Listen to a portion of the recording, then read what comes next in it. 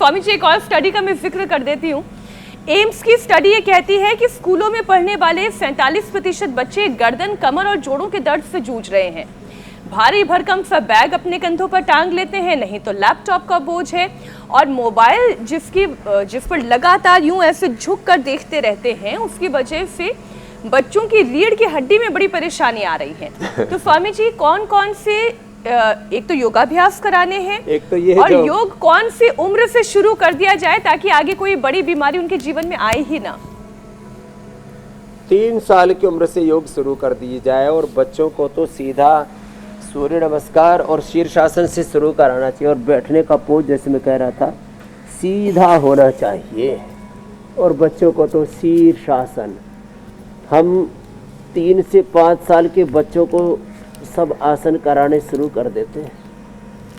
3 साल के बच्चों को सूक्ष्म प्राणायाम, और 5 साल के बच्चों को तो शीर्षासन, सर्वांगासन, हलासन, चक्रासन। आप छोटे छोटे बच्चों को हमारे साथ यहाँ पर देखते हो कितने अच्छे से योग करते हैं, और उनका शारीरिक मानसिक बौद्धिक विकास आपने 5 साल पहले छोटे छोटे भी देखे थे, और अब बड़े बड़े बड़े पहलवान उनको देख रहे हो।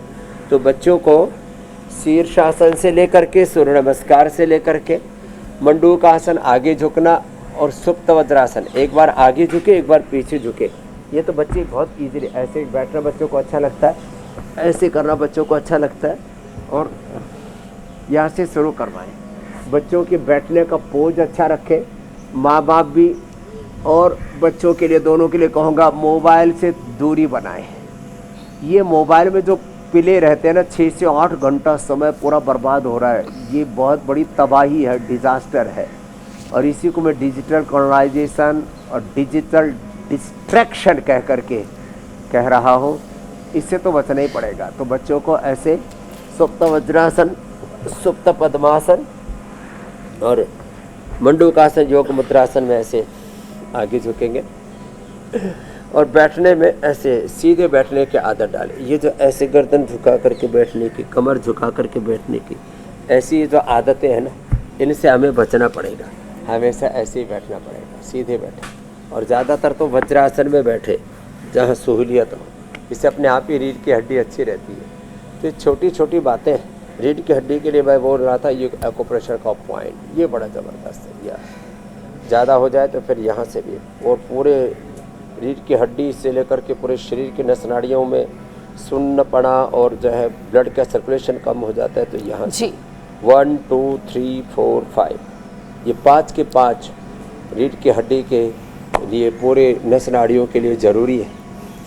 स्वामी जी, मैजिकल पॉइंट्स भी आपने बता दिए। जो कठिन कठिन आसन या ये आसन नहीं कर सकते हैं, जिनकी उम्र ज़्यादा हो गई है, तो वो ये मैजिकल पॉइंट्स भी दबा सकते हैं। स्वामी जी, आप अक्सर जीवनीय शक्ति की बात करते हैं, कई बार आप जीवनीय शक्ति का जिक्र करते हैं। रीढ़ हमारे शरीर की जो मेरुदंड ही नहीं है, बल्कि जीवन शक्ति का केंद्र भी है। पूरा शरीर जो है इसी रीढ़ पर टिका हुआ है। आखिर रीढ़ का सीधा होना का केंद्र योग और प्राणायाम के लिए कितना जरूरी है? हमारे यहाँ तो प्राणायाम न जब किया जाता, ध्यान किया जाता, सवा शिरः कायो ग्रीवम, श्रीमद् भगवत गीता, और सारे हठ योग प्रदीपिका, घेरण्ड संहिता, योग वशिष्ठ, अष्टावक्र गीता, श्रीमद् भगवत गीता से लेकर के सारे योग दर्शन, सब शास्त्रों में ना ऐसे रीढ़ की हड्डी को सीधे रखने का विधान है। रीढ़ की हड्डी सीधी रख करके प्राणायाम करें। रीढ़ की हड्डी सीधी रख करके, चाहे सिद्धासन में, सुखासन में, पद्मासन में बैठे, चाहे कुर्सी पर बैठे, लेट करके भी कर रहे हैं तो बस ऐसे सीधे लेट करके, तो इससे पूरी जीवनीय ऊर्जा का, जीवनीय शक्ति का ऊर्ध्वारोहण होगा। एक है शक्ति का ऊर्ध्वारोहण, एक है शक्ति का अधःपतन। तो शक्ति का अधःपतन हमारे सारे रोगों को, दुखों का, दरिद्रता का और एक तरह से नैराश्य, कुंठा का कारण है। और जब शक्ति का ऊर्ध्वारोहण होता है तो मनुष्यत्व से देवत्व, ऋषित्व, ब्रह्मत्व में हम मानव से महामानवता के पथ पर आगे बढ़ते हैं। पिंड में जो ब्रह्मांड और स्वयं ब्रह्म है, पिंड में ब्रह्मांडगत ऊर्जाओं को उद्बुद्ध जागृत कर लेते हैं और ब्रह्म के साथ एकात्म हो जाते हैं।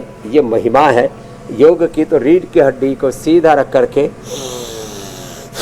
ऐसे प्राणायाम करने का विधान, ध्यान आज करने का स्वामी जी विधान। बहुत ध्यान के उससे साथ अपने जिन आप लोगों ने जीवन का ऊर्ध्वारोहण होता रहता है और अधःपतन से हम बच जाते हैं। आज अगर लोगों ने बहुत ध्यान से ये कार्यक्रम देखा होगा, ध्यान योगाभ्यास मुद्रा, हमारे वायु मुद्रा। साथ साथ किया होगा, तो उन्हें अपनी सारी समस्याओं का समाधान मिल ही गया होगा।